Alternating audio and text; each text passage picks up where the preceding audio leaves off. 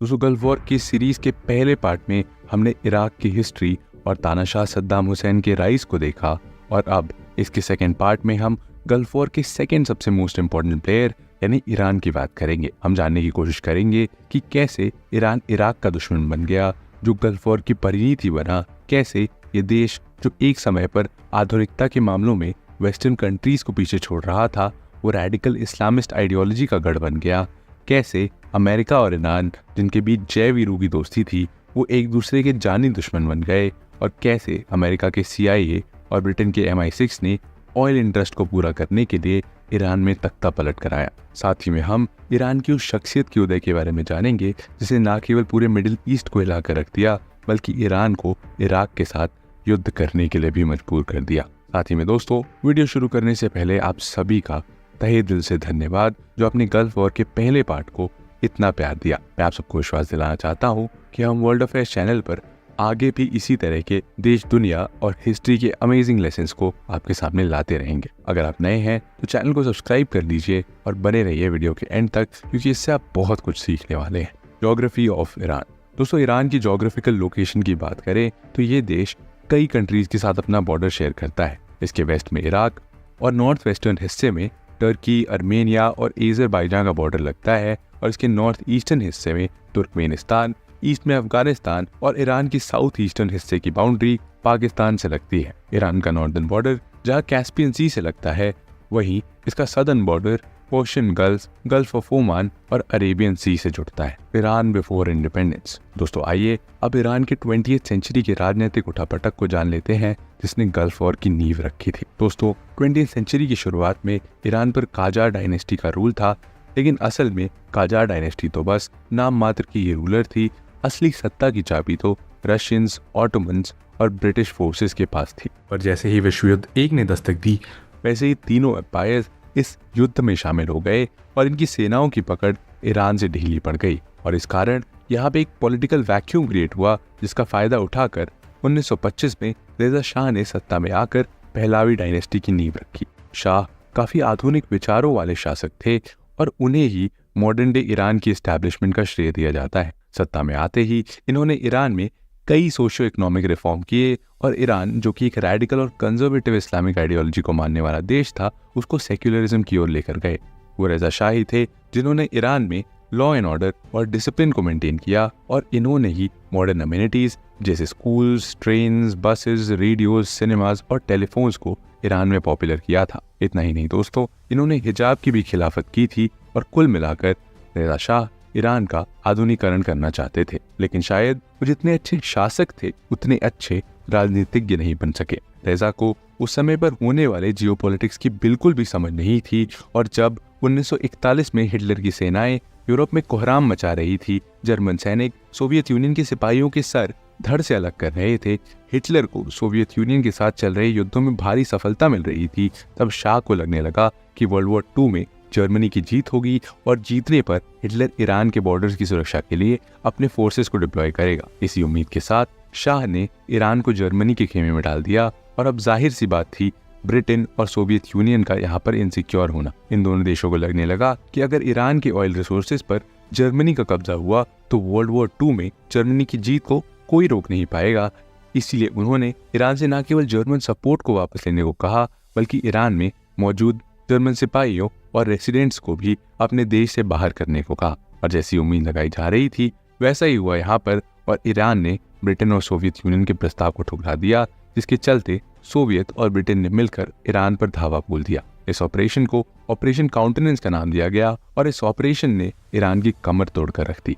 इस ऑपरेशन ने न केवल ईरान के ऑयल रिसोर्सेज और लैंड पर सोवियट्स और ब्रिटिश का कंट्रोल एस्टैब्लिश कर दिया, बल्कि इसने ही रेजा शाह को गद्दी से हटाकर 16 सितंबर 1941 को उसके जवान बेटे मोहम्मद रेजा पहलावी को नया शासक बना दिया। बुरी हार झेलने के बाद नए शासक बने मोहम्मद रेजा पहलावी की बस एक ही इच्छा थी कि कैसे भी ब्रिटिशर्स और रशियंस उसकी लैंड को छोड़कर चले जाएं। इसका समाधान करने के लिए 1943 में तेहरान डिक्लेरेशन लाया गया, जिसमें ईरान को भरोसा दिलाया गया कि अगर वो पूरे वर्ल्ड वॉर 2 के समय न्यूट्रल बना रहेगा तो युद्ध खत्म होने के बाद दोनों देश अपनी सेनाएं ईरान से निकाल लेंगे। लेकिन दोस्तों, यह आपको बता दूं कि ये डिक्लेरेशन सिर्फ एक धोखा था, क्योंकि यहाँ एलाइड फोर्सेस युद्ध के दौरान ईरान की ऑयल सप्लाई को पूरी तरीके से एक्सप्लॉइट करना चाहते थे ताकि इसका फ़ायदा डायरेक्ट तरीके से कहीं जर्मनी को ना मिल जाए।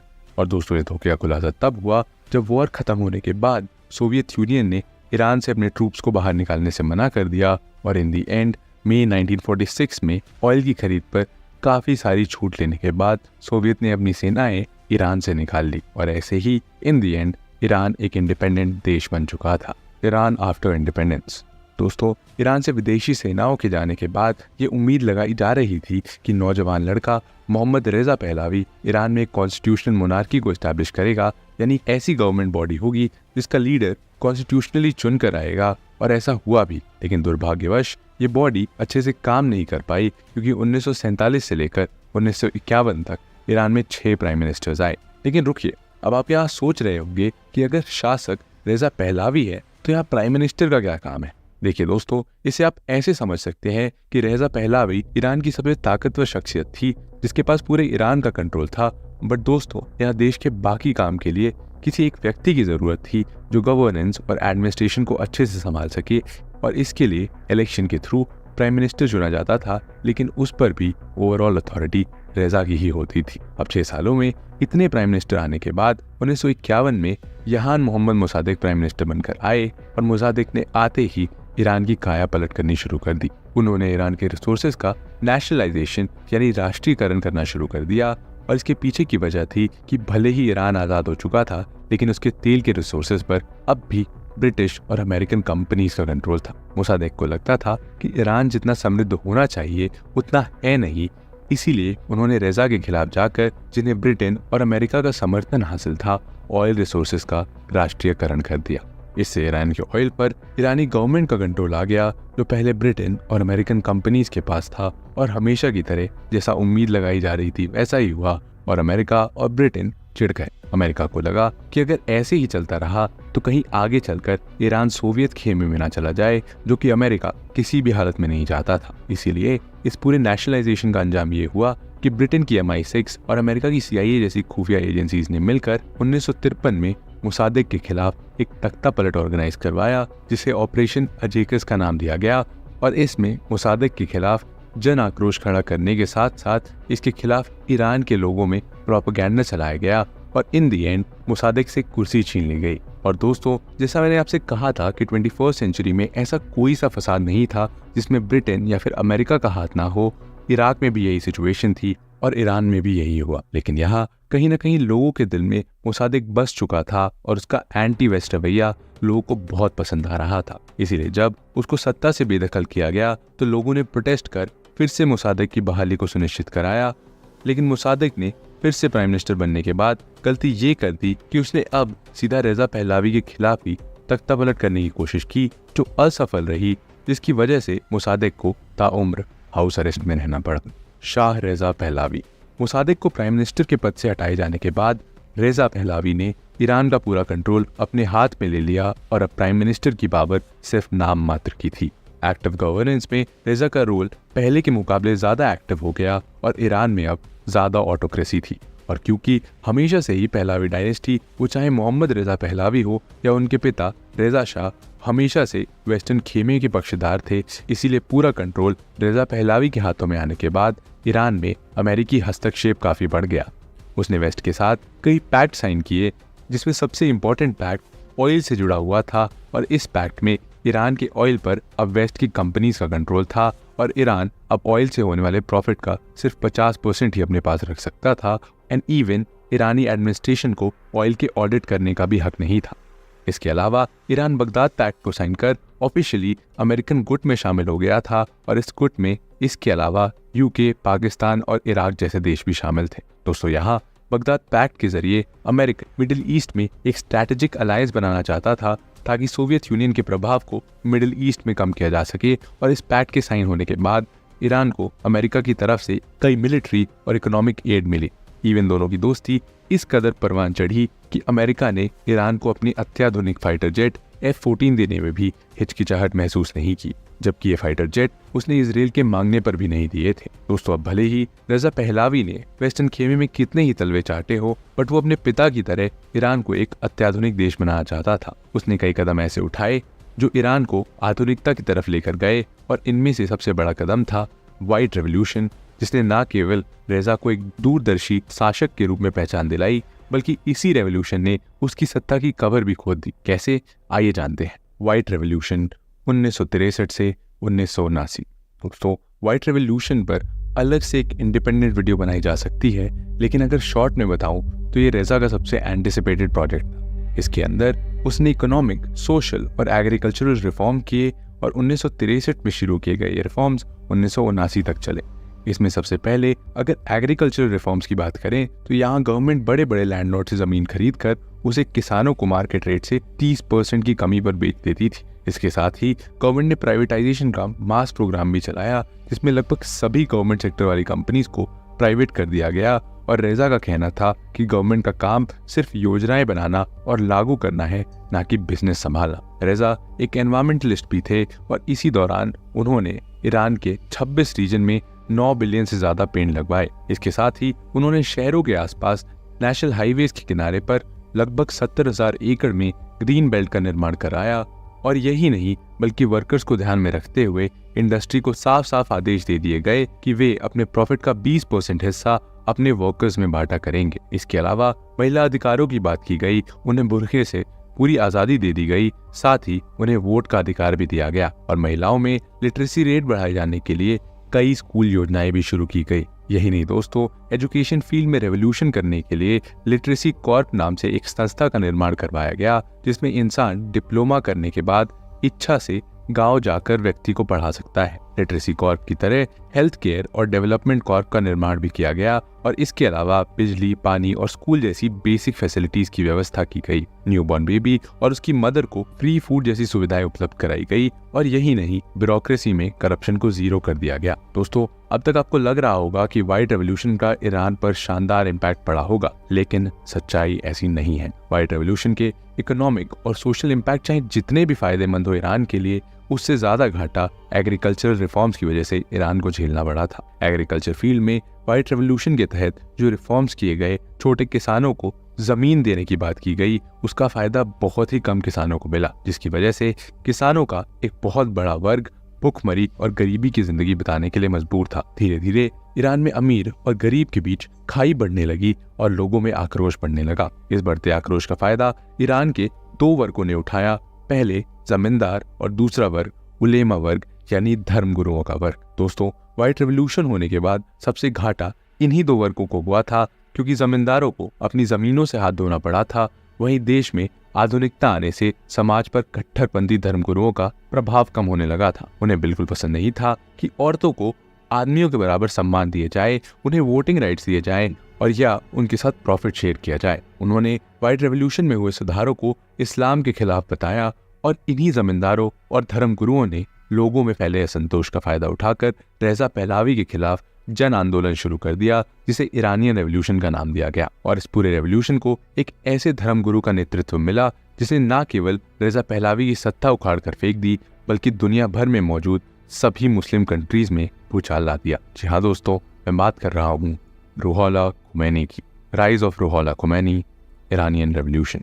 दोस्तों, रूहोल्लाह खुमैनी का जन्म 1902 में ईरान के खामिया शहर में हुआ था। खुमैनी जो एक कट्टरपंथी शिया धर्मगुरु थे, वो हमेशा से ही ईरान के इंटरनल मैटर्स में वेस्टर्न हस्तक्षेप के बिल्कुल खिलाफ थे।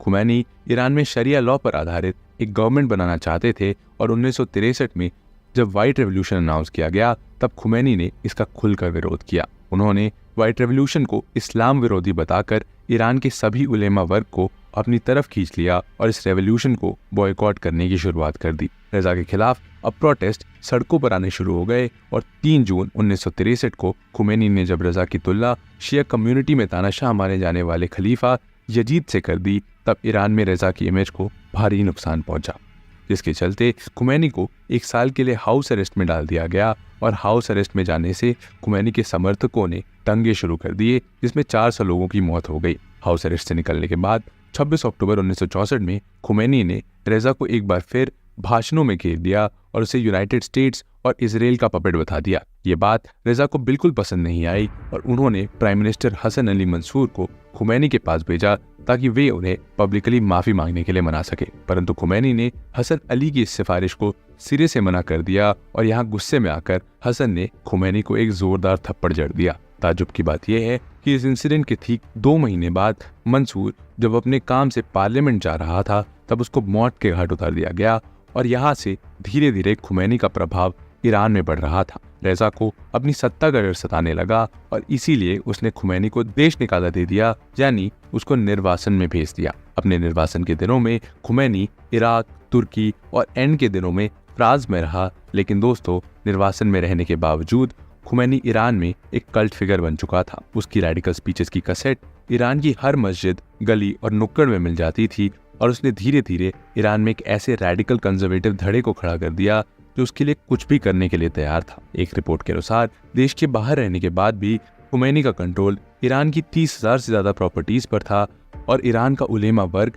उसके पूरे कंट्रोल में था। लेकिन इसके बाद भी रेजा ईरान को अपने कंट्रोल में रखे हुए था। वजह थी American backed internal security service सेवक, जो कि बहुत ही वायलेंटली विद्रोह को कुचल दिया करती थी। 1975 आते आते शाह ने अपने खिलाफ हो रहे विद्रोह को कुचलने के लिए न केवल प्रोटेस्ट पर बैन लगाया बल्कि ऑपोजिशन पार्टी पर भी बैन लगा दिया और सभी लीडर्स को जेल में ठूसा गया। इसके साथ साथ सेंसरशिप भी लगा दी गई और इससे लोगों में आक्रोश और बढ़ने लगा। उनका गुस्सा 6 जनवरी 1978 को तब फूटा जब गवर्नमेंट ने खुमैनी के खिलाफ एक आर्टिकल लिखा जिससे प्रोटेस्ट भड़क उठा, लेकिन एक बार फिर निर्ममतापूर्वक विद्रोह को कुचल दिया गया।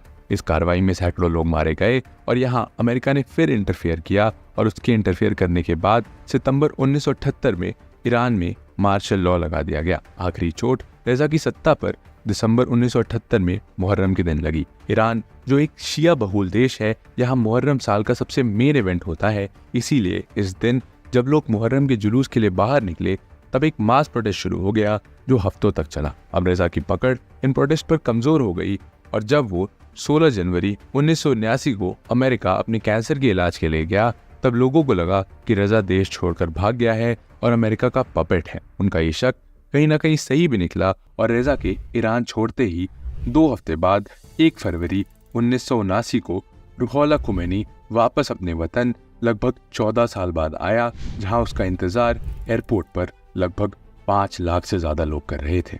Back to homeland. ईरान में आते ही खुमैनी ने अपने प्रतिद्वंदियों को समाप्त कर दिया और अप्रैल में रेफरेंडम कराकर ईरान को एक इस्लामिक गणतंत्र में तब्दील कर दिया और इसे इस्लामिक रिपब्लिक ऑफ ईरान का नाम दिया गया।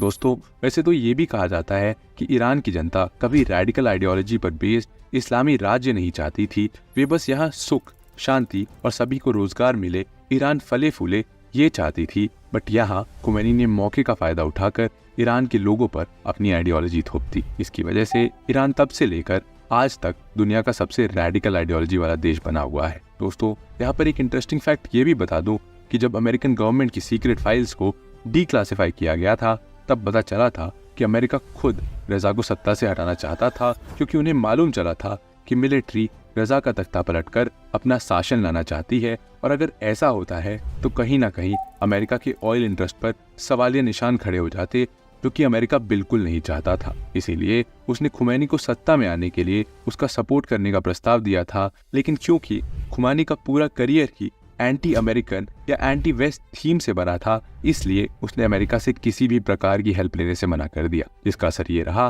कि जय वीरू रहने वाले अमेरिका और ईरान खुमैनी की सत्ता में आते ही एक दूसरे के कट्टर दुश्मन बन गए और यही सिलसिला आज भी जारी है। इसके अलावा दुश्मनी के पीछे एक ये भी रीजन है कि जब ईरान के आतंकवादी संगठनों ने 4 नवंबर 1979 में यूएस एम्बेसी के 52 कर्मचारियों को हॉस्टेज बना लिया था, जिसकी वजह से अमेरिका को अपने कर्मचारियों को छुड़वाने के लिए ऑपरेशन ईगल क्लॉ चलाना पड़ा था।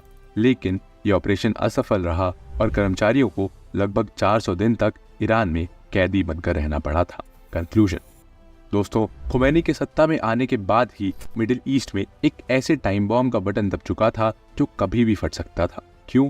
क्योंकि 1979 में जहां ईरान में खुमैनी आया, वहीं इसी साल ईरान के पड़ोसी देश इराक में सद्दाम हुसैन आया और इन दोनों तानाशाहों में कुछ चीजें कॉमन थी, जैसे कि दोनों ही निर्दयी, कट्टर और खूंखार थे और सद्दाम जहां कट्टर सुन्नी था वहीं खुमैनी कट्टर शिया थे, जिसके चलते दोनों में टसल होनी लाजमी थी और दोनों के सत्ता में आने के बाद जो टाइम बॉम्ब शुरू हुआ था वो 1 साल के भीतर ही फट गया और इराक ईरान के बीच 8 साल चले इस लंबे युद्ध की शुरुआत हो गई, जिसने इराक को कंगाल कर उसे गल्फ वॉर की ओर धकेल दिया। दोस्तों, गल्फ वॉर की सीरीज में अब तक हम इराक और ईरान की जियोपॉलिटिक्स समझ चुके हैं और इसके बाद हम इराक और ईरान के युद्ध के बारे में बात करेंगे, जिसने मिडिल ईस्ट के पैमाने बदल कर रख दिए थे। खैर, ये था अंत इस वीडियो का। कैसा लगा आपको ये वीडियो ज़रूर बताइए कमेंट सेक्शन में। ऐसे ही और वीडियोस के लिए, इस पूरी सीरीज़ के लिए वर्ल्ड अफेयर्स को ज़रूर फॉलो करिए। मिलते हैं आपसे अगले वीडियो में, तब तक के लिए जय हिंद।